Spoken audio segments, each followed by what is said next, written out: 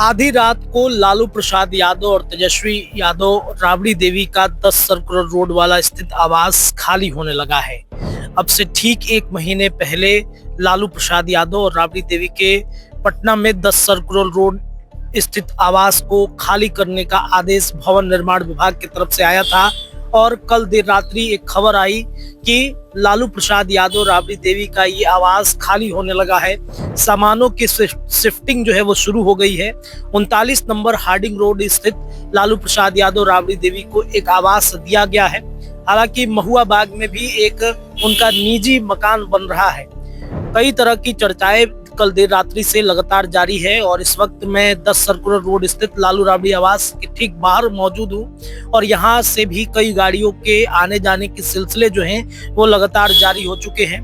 दरअसल आपको बता दें कि एनडीए गठबंधन की सरकार बनने के बाद 20 सालों के बाद लालू प्रसाद यादव और राबड़ी देवी के इस आवास को खाली करने का आदेश भवन निर्माण विभाग की तरफ से जारी किया गया। हालांकि मंगनी लाल मंडल जो राजद के प्रदेश अध्यक्ष हैं, उनका ये कहना है कि हम ये आवास किसी भी कीमत पर खाली नहीं करेंगे। लेकिन कल देर रात्रि जो तस्वीरें सामने आई हैं, जो आपके स्क्रीन पे भी चल रही होंगी, इन तस्वीरों को आप देखिए। सामानों को लगातार शिफ्ट करने का सिलसिला जो है वो शुरू हो गया है। तेजस्वी यादव, लालू प्रसाद यादव राजधानी पटना में नहीं है, ये दोनों बिहार से बाहर है।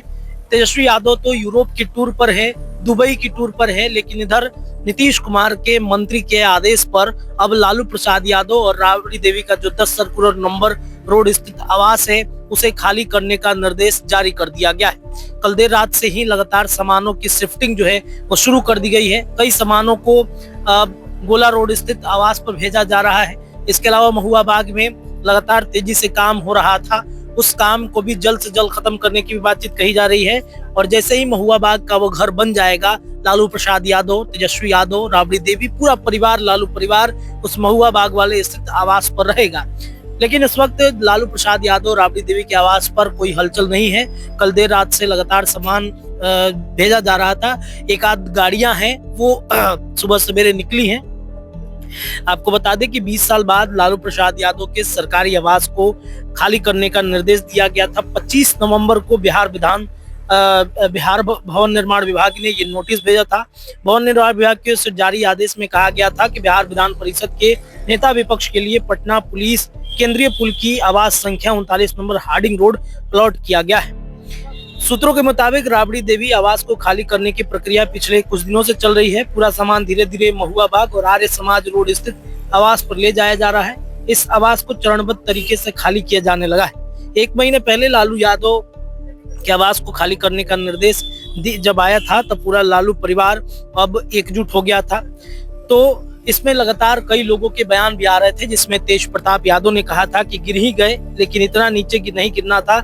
इतिहास दोनों हाथों में कालिख लिए नीतीश कुमार का इंतजार कर रहा है। वहीं रोहिणी आचार्य ने भी इस बारे में ट्वीट किया था और उन्होंने कहा था कि सुशासन बाबू का विकास मॉडल, करोड़ों लोगों के मसीहा लालू यादव का अपमान करना पहली प्राथमिकता। घर से तो निकाल दोगे, बिहार की जनता के दिल से कैसे निकालिएगा? सेहत नहीं तो कम से कम लालू जी के राजनीतिक कद का ही सम्मान कर लेते। नोटिस मिलने के ठीक 10 दिन पहले 15 नवंबर की देर रात लालू प्रसाद यादव किडनी देने वाली रोहिणी और उनकी बेटी जो थी वो इस आवास से रोते हुए निकली थी और ये एक आरोप उन्होंने लगाया था कि इसी आवास पर काफी विवाद उत्पन्न हुआ था। रमीज और संजय यादव पर भी उन्होंने कई तरह के गंभीर आरोप लगाए थे। रोहिणी आचार्य पहले इस आवास से निकलती हैं, फिर उसके बाद बाकी की बहनें उनके साथ निकल जाती हैं। तो अब लालू प्रसाद यादव, राबड़ी देवी के इस आवास को खाली करने का जो आदेश जारी हुआ है उसकी प्रक्रिया लालू प्रसाद यादव और उनके परिवार के लोगों ने शुरू कर दी है। ये आवास खाली लगातार हो रहा है।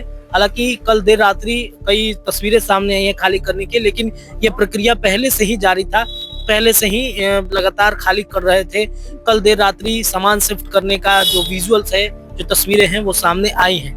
तो न्यूज इंडिया पर पटना से मैं रत्नेश रिपोर्ट आपको दे रहा था। ये रिपोर्ट कैसी लगी जरूर बताइएगा। बाकी के जो भी अपडेट होंगे हम आपको लगातार देते रहेंगे। बहुत बहुत शुक्रिया।